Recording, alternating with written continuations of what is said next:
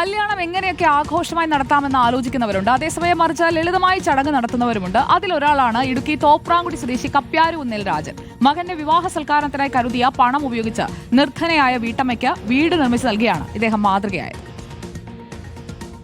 നാടാകെ ക്ഷണിച്ച് സത്കാരം നടത്തി ആഘോഷപൂർവ്വം നടക്കുന്ന വിവാഹ രീതിക്ക് മാറ്റം വരികയാണ്.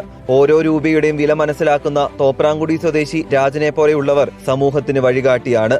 പാവപ്പെട്ടവർക്ക് കൈത്താങ്ങുമാണ്. മകൻ രാജേഷിന്റെ വിവാഹം ലളിതമായി നടത്തിയ ശേഷമാണ് ഈ പണം ഉപയോഗിച്ച് നിർദ്ധയായ വീട്ടമ്മയ്ക്ക് ഭവനമൊരുക്കിയത്. ഈ ഭാഗത്ത് ഈ ചേച്ചിയെ കണ്ടെത്തി എന്നോട് പറഞ്ഞു, ഇങ്ങനെ ഒരാളുണ്ടെന്ന് ഇവിടെ നിന്ന്. ഞാൻ ഒരു വീടിങ്ങനെ വെച്ച് തരാൻ കൊടുക്കാൻ ആഗ്രഹിക്കുന്നുണ്ട്. ചിലപ്പോൾ ഓലപ്പരയായിരിക്കും, ചിലപ്പോൾ ഷീറ്റിട്ടതായിരിക്കും, ചിലപ്പോൾ വാർക്കയായിരിക്കും. അങ്ങനെയാണെന്ന് തീരുമാനിച്ചിട്ടില്ല. ഒരു കുഴപ്പമില്ല. ഒരു കുഞ്ഞ് വീട് വേണമെന്നുള്ള ഒരു സങ്കല്പം ചേച്ചിക്ക് ഉണ്ടെന്നോ ചേട്ടനുള്ള സമയത്താണ്. ഇത്രയൊക്കെ ആകാൻ എന്നെക്കൊണ്ട് സാധിച്ചു എന്നെനിക്ക് തോന്നുന്നു. പൂർണ്ണമായോ എന്നെനിക്കറിയില്ല. എന്നാൽ പോലും ഒരു കുഴപ്പമില്ലാത്ത രീതിയിൽ ഒരു കുഞ്ഞു വീട് ചെയ്തു കൊടുക്കാൻ സാധിച്ചതിൽ എനിക്ക് വളരെ സന്തോഷമാണ്. തോപ്രാംകുടി സ്വദേശി കോട്ടയിൽ രാജമ്മ കുമാരനാണ് വീട് ലഭിച്ചത്. രാജമ്മയുടെ ഭർത്താവ് കുമാരൻ ഏതാനും മാസങ്ങൾക്ക് മുമ്പ് മരണപ്പെട്ടിരുന്നു.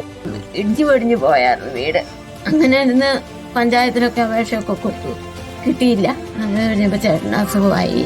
ചേച്ചി ഒരു വീടുണ്ട്, കിട്ടാൻ വഴിയുണ്ട്, എങ്ങനെയാ ചേച്ചിക്ക് സമ്മതമാണോ? ഞാൻ പറഞ്ഞു എനിക്ക് സമ്മതമാണ്. ആ കുന്നേന്ന് ഇങ്ങോട്ടൊന്ന് ഇറങ്ങി പോരാൻ വേണ്ടി. തോപ്രാംകുടിയിലെ പൊതുപ്രവർത്തകരുമായി സംസാരിച്ച് അന്വേഷണം നടത്തിയ ശേഷമാണ് രാജമ്മയെ കണ്ടെത്തിയത്. KR രാജുനും ഭാര്യയും മാതാവും ചേർന്ന് കോട്ടയിൽ രാജമ്മയ്ക്ക് വീടിന്റെ താക്കോൽ കൈമാറി. റിപ്പോർട്ടർ, ഇടുക്കി.